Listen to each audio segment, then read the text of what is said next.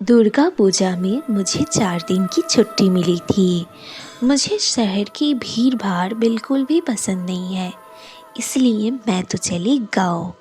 रतन ने मुझे बोला था गाँव में उसका एक खूब सुंदर घर है, वहाँ पे जाके इस बार रहने के लिए सोची थी। उसका घर जाने में मुझे 4 घंटा लग गया था।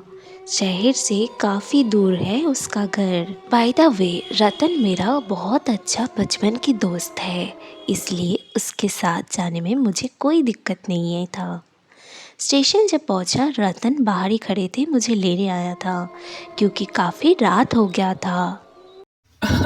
और बता क्या चल रहा है। क्या चलेगा? सुन, तुझे एक बात बताते हैं। गाँव है ये, ऐसे कपड़े में मत रहना।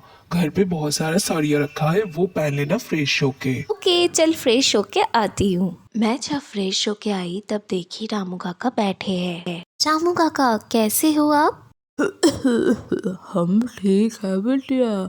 एक बात बताए बिटिया, रात में किसी भी चीज़ का ज़रूरत है तो मत उठना, मुझे बुला लेना घर पे, मैं दे के आ जाऊँगा।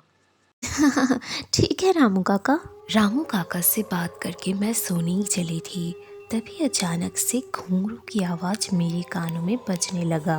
मुझे लग रहा था रामू काका, रतन, ये सब कोई कुछ ना कुछ छुपा रहे हैं मुझसे। मैं उस दिन डर के मारे उठा तो नहीं था, मुझे बहुत ज़्यादा डर लग रहा था। दूसरे दिन सुबह होते ही मैं रामू काका को जाके पूछने लगी, रामू काका, इधर आना ज़रा, मुझे तुमसे कुछ बात करनी है।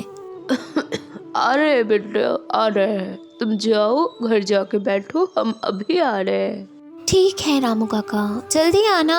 उस दिन रतन किसी काम से बाहर गया हुआ था और मैं भी घर आने वाली थी। रामू काका ने जो बताई वो तो मैं हैरान रह गई सुन के।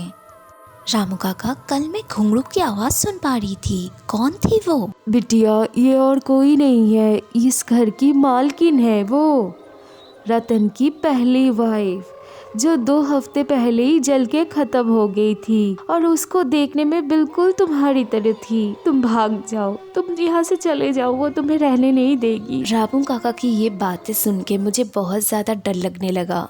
मैं घर तो उस दिन पहुँच गई थी। रात को 11 बजे मेरे पास कॉल आया।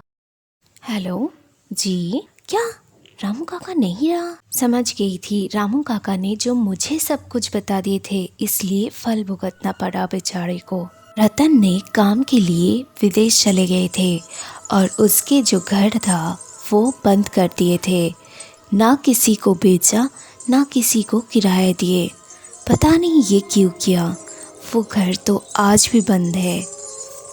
मैंने कभी रतन के गाँव में गया नहीं। सुना था रतन विदेश में सेटल हो गया था। आप भी मत जाना मेरे चैनल को बिना लाइक किए हुए। आज की कहानी इतना तक।